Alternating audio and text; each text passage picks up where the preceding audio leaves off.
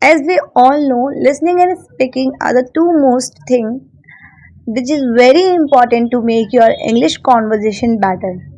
So here we are representing our story.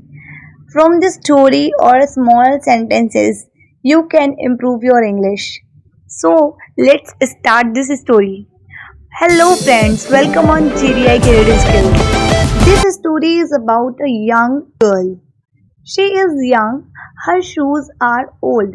She wears them to work. She goes to work 5 days a week. She loves her work. She is a waitress. She works at restaurant. The restaurant is near her home. She walks to restaurant. She stand up all day long. She is young and strong, but her shoes are not. They are old. She saw an ad in paper.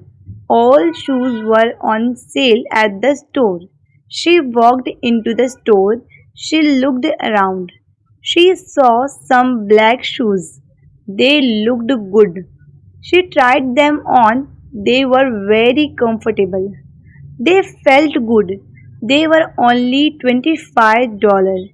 She paid cash. She wore them home. She felt good. She was ready for work the next day. So, this is the end of the story. Thanks for watching.